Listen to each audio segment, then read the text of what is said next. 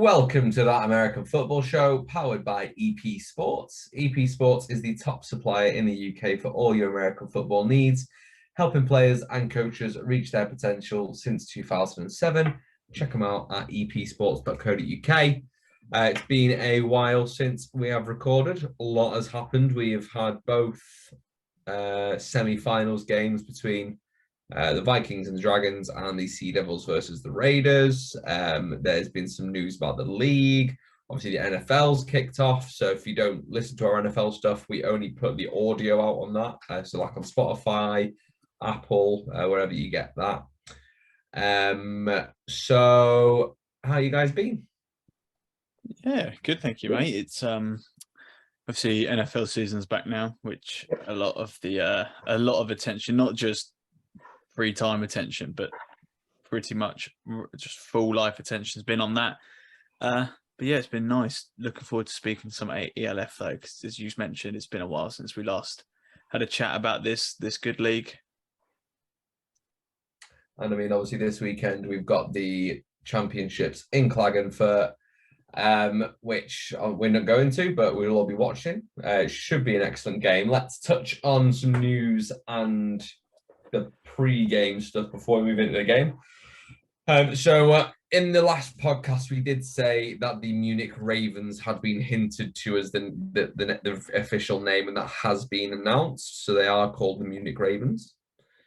And there's some mystery to if there's going to be another expansion team that people keep hinting to. But have you guys heard anything extra about that? Can't say I have in regards to an extra expansion team, but it's just nice to get a name sorted. And I like it when the team names are the same as the NFL ones, because it gives people a reason to support a team that might not be involved in that region. It wouldn't surprise me if they did announce one at the championships game, because it's what they did last year.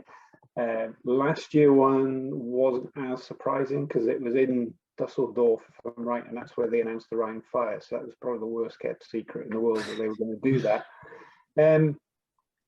They've got an even number. Have they got an even or an odd number of teams at the minute? 16 at the moment. 16. So they'd need to announce 2. Yes. Because they can't have an odd number of teams. Well, they could, but it'd be difficult. Yeah, but I mean, Tim, you got the Raiders last year. Craig gets the Ravens. So there's going to be, I don't think there's going to be Patriots in Europe. So might be drawing a short straw there. That's fine. I'll wait for London. Monarchs. Yeah, Monarchs are essentially Patriots. Yeah, we'll take that. Other news, the head coach for the Barcelona Dragons, Coach Weidinger, they parted ways. I'm not sure which way it was, but they said it was parting ways, so it probably was mutual. Obviously, he takes the Dragons to the playoffs to arguably a top 3 team. Definitely was in contention for a long time through the season, but bit of a surprising one.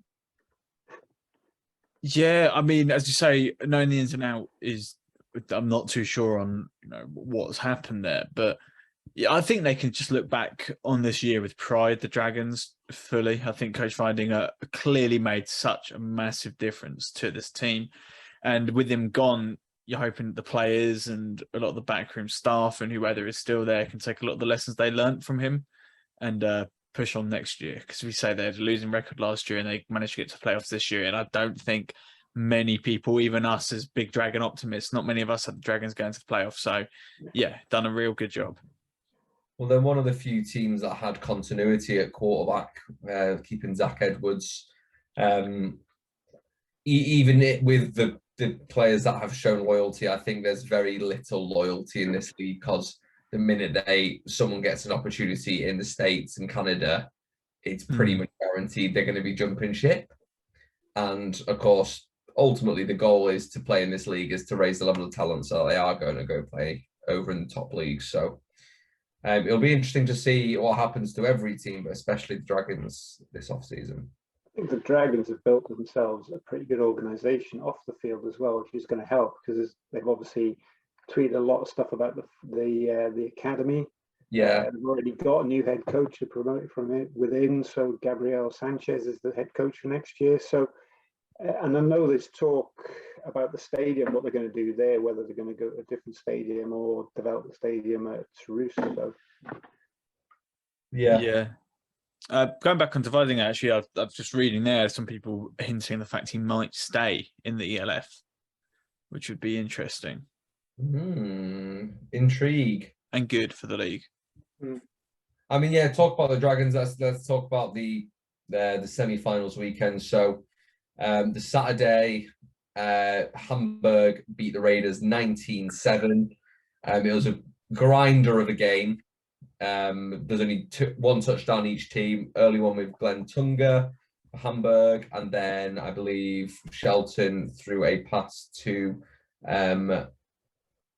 Scharberl for the touchdown. Other than that, it was all field goals for Hamburg Sea Devils. Their defense just stopped the Raiders in their track. Really, Sean didn't look like he was having a particularly great day. The Hamburg won it the way they usually do with Glenn Tunga and their defense. Hamburg went in with a really weird plan that had to be changed quite early because they were going to split time between the quarterbacks. So it was going to be Cisse and Mack, but Cisse got injured quite early.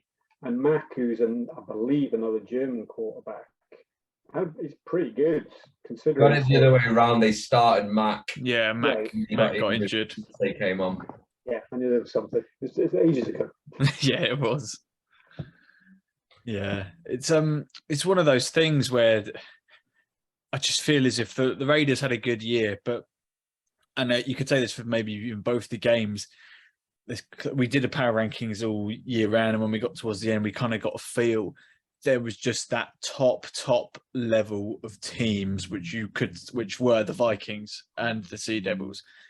And it's very hard to beat those two teams or to give them a good game at least. And I think that's just where the Raiders all year, they made the playoffs, they did well, but you just felt they were missing that just cutting edge, that sort of special, Sean Shelton was fantastic all year and really carried that team through a lot of games. And maybe it was just a step too far. And, if they go and recruit well, they could be a very good, solid team next year. I think they were a victim of their own soft schedule, actually, because they played really well against poor teams and they hammered poor teams. All their games are over by half time. And then when they played a good team, they struggled because they weren't used to that competition. So I think if they have a few tougher games earlier on next season, I think they'll learn from that. So, and once they got going, they were a really good team. Yeah. I mean, saying that the Vikings, they kind of hit a bit of a wobble towards the end of the season. They've been extremely dominant from about week 2 or 3. Then right at the end, they started just wavering a little bit. And I think all of us went into this game thinking the Dragons have a really good chance of beating them, especially after their first game. But I mean, the Vikings went up 32-0 into the fourth quarter before the Dragons even got on the board. Like, the Dragons really got a shut down. The defense of the Dragons was playing well, but the Vikings just wouldn't let themselves be stopped.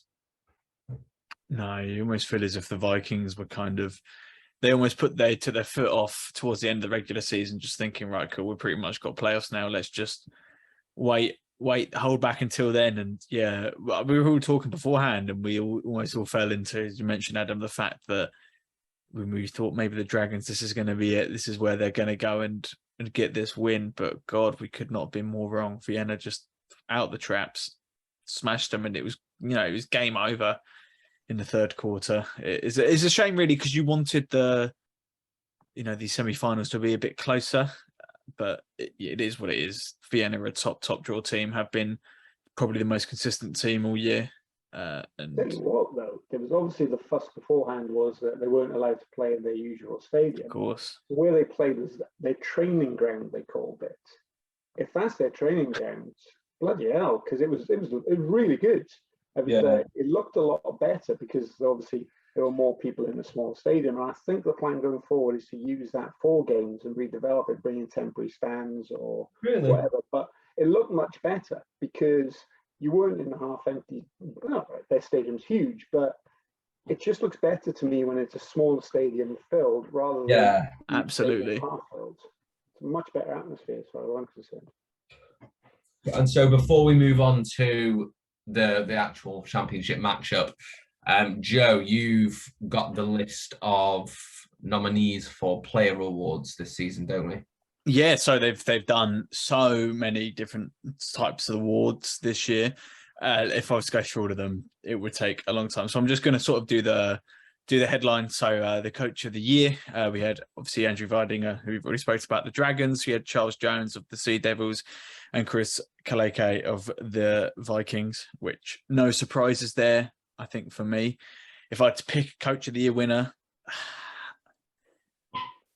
I would probably, obviously the other two have done brilliant. They're in the championship game, but I just think the job that Viding has done is so huge, bearing in mind that team isn't too different from the team that we saw last year.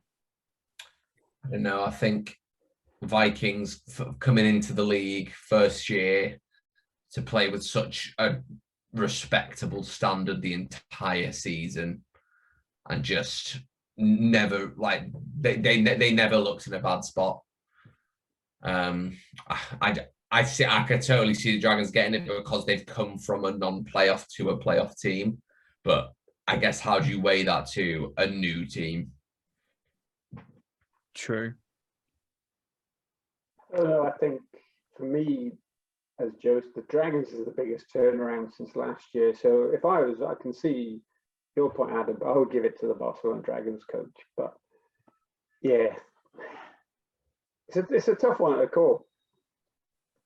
Yeah, and that's how I feel, honestly. I've had a look through all of these already, and yeah, pretty much all of them. We're just going to be saying, yeah, they're pretty tough to call. The next one was Rookie of the Year, the next big one, I would say. So you had Marco Schneider of the Raiders, Anton July of the Kings, and Christoph Nitzneder. Apologies if I've pronounced that awfully, which I probably have, were of the Raiders, which were the three options there.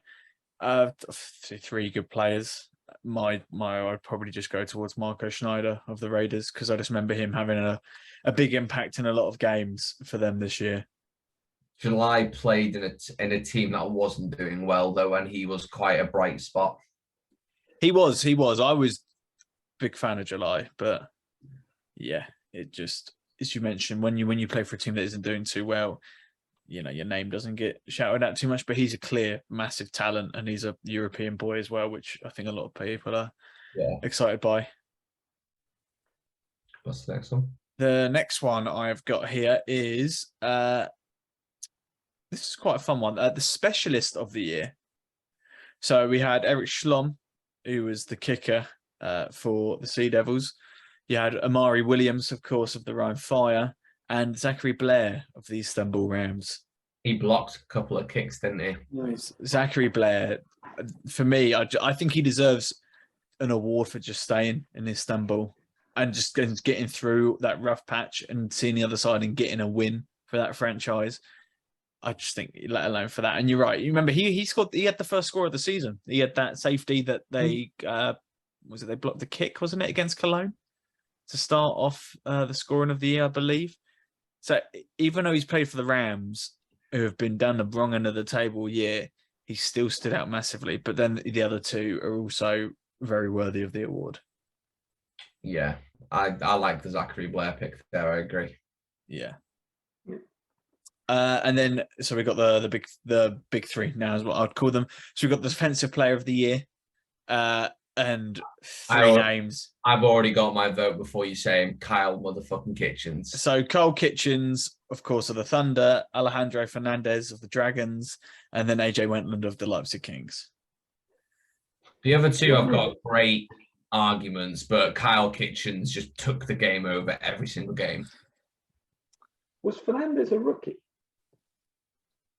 I know he's not nominated for rookie, but they just put him into just the one category because he was good.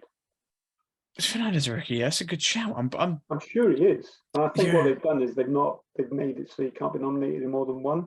But even then, that's a decision they've made. I've not got a problem with it. Well, I think yes. Well, that's different for MVP. I'm pretty sure. I think you can be for one and MVP as well. I think MVP is the only one where you can be two. That's definitely Kitchens. Yeah, I agree. I think Fernandez had some massive moments, and Absolutely. Wentland made the Kings fun to watch when they weren't that fun for a lot of the season. I think even they can admit that. But Carl Kitchen's just beast. That's it. Like back to back for me, and there's no question on that one. Offensive Player of the Year, we have Zach Edwards, Glenn Tunga, and Carl Sweet. And it's difficult. Obviously, homerism. I think you have to go with Glenn Tunga because he basically drove the engine of Hamburg. And I agree with that one. I think even though the Hamburg are a fantastic team, a lot of those wins did come from Glenn being a monster. And that's not to dispute that Zach and Kyle literally pretty much won most of their games together. Kyle Sweet, an incredible addition to the league this year. I hope he hangs around. I think he'll get picked up. Yeah, he's just he's an outstanding wide receiver. Okay, and then MVP, which is I get it, but I thought it would be the exact same list as what I've just read out there, but it's not. So it's Zach Edwards, Glenn Tunga, and Sean Shelton, which is nice to see him getting I'm surprised that Erdman wasn't in there. A nomination. I think Sean was more accurate than Erdman, I think, which might have just got him in there. But Sean... Yeah, go on, sorry. So I was going to say, Sean, obviously being a real vet, coming into the ELF, we're interested to see how he did. And, he, I think, did exactly what we expected of him.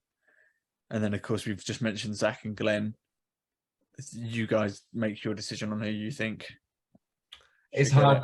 Sean Shelton is very consistently good. Like, he would just set a bar. But, like, Zach Edwards would do crazy things that would turn the game over, both positively and negatively. And it's like, what do you value more, really? But that's the thing. We've already given Glenn the Offensive Player of the Year. So therefore, he's already beaten Zach in that. So therefore, does he have to beat Zach? Or do other things come into play when you talk about the MVP? The fact he's the quarterback, the fact that he kept so many players alive with his... Like, Zach he's a nutcase. Like, the fact he's mentally, he doesn't mind getting beaten up. Got the Dragons to where they got. It's so difficult. Offensive player and MVP for me. I understand but I think different aspects of the game come into the MVP conversation. Yeah, I think I would go Glenn Tunga MVP, and then it's almost the second place gets Offensive Player of the Year. So Zach Edwards, Offensive Player of the Year, because Glenn Tunga was the most valuable player. He ran for the most yards, nearly 1,500 yards. It's a lot, and he's still got a game to go. Yeah. And would the Sea Devils be in the championship game without Glenn Tunga? That's a very good question. They might be, but I don't think they would have been as good.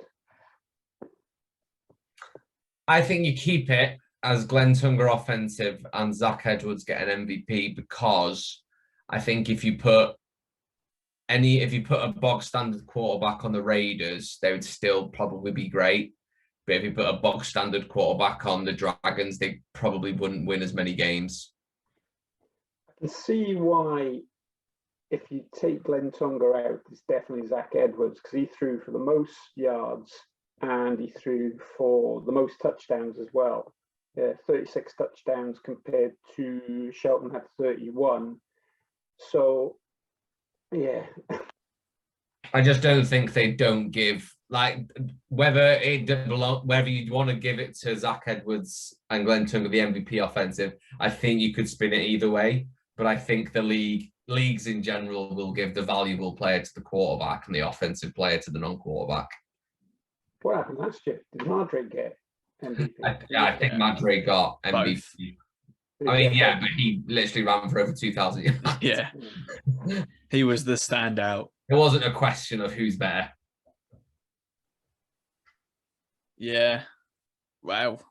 So is that what we're going to say? I mean, that's my decision. That's yours. I mean, we've all got I would cop out and give both to Glenn, but that's just my... Yeah, my argument for Glenn is he did it himself. okay, other than the offensive line, but he's a running back, and you don't, other than the offensive line, you're doing it yourself. Where the quarterback, you've got to have, like, say for example, Kyle Sweet catching passes, but then we could talk about this for yeah, hours. it's a tough one. Yeah, I think you can spin it so many ways. I think you just got to pick something. Yeah. Yeah. So Tim, you're taking Tunga as MVP, Edwards as offensive. Edwards is offensive player. I'm gonna agree with Tim, I think, on that one. Taking the flip. Yeah. Okay. So finals, we've got Hamburg Sea Devils at the Vienna Vikings. What do you guys think is going to be the biggest key for victory for either team? For Hamburg, I think it's the QB. I think it's Cisse. How does he do? Because obviously he got benched for Mac, and the Sea Devils finished strongly with Mac at QB, and now Cisse is coming in. And therefore, because of Cisse, I think it all rides on Glenn, really. I think the Hamburg defense is going to do their job. You expect those boys, Kasim Edebali, this could be his last ever game. He's talking about possibly retiring. Yeah, for me, I think it is that Hamburg offense. They're so multi-dimensional. With Cisse out, it does give them a bit more of a QB run option, but then obviously their throwing isn't as accurate, and that Jordan and Constant aren't going to be involved as much. Therefore, I just think Glenn Singer has such a massive role in this game, and I think that's where it's won. I think can the Vikings stop him? If they can, I think the Vikings have a very good shot.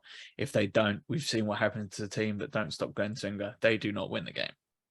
I also think coaching is going to, and play calling is going to play a huge part, because we saw what happened to the Vikings when they played Frankfurt, and they got completely out-coached and out-thought, and Frankfurt hammered them.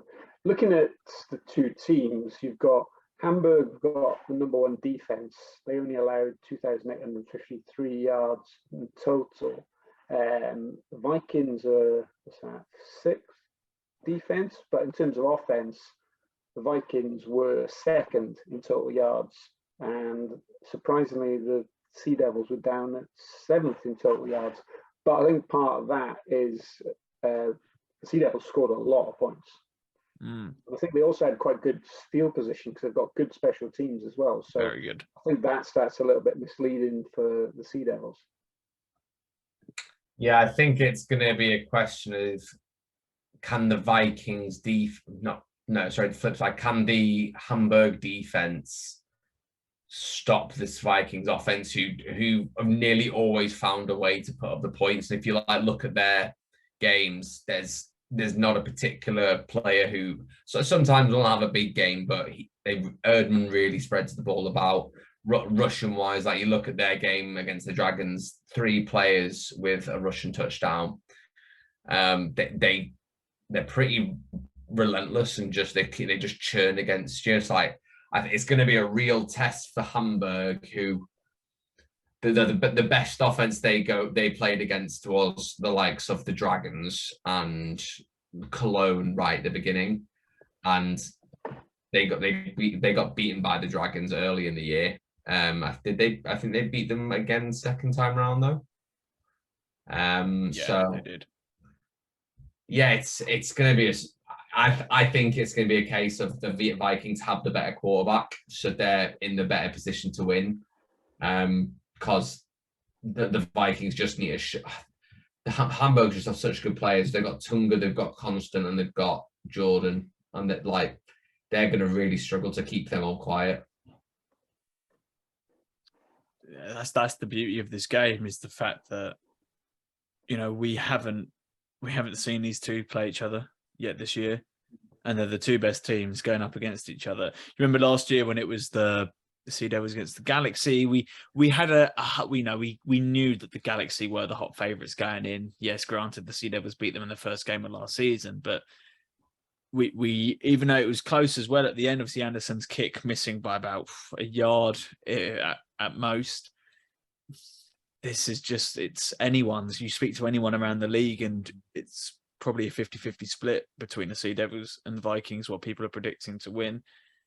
It's just, all I know is it's going to be a hell of an event in a great place. And anyone who's going is very, very lucky because it's going to be a great game. All right, pick your scores, boys. Oh, I think I'll go Hamburg 19, Vikings 17. I'm going to go Sea Devils 21, Vikings 14. oh no. So I also want to say the Sea Devils to win. But I don't know. I feel like I've underestimated the Vikings all the way through the season.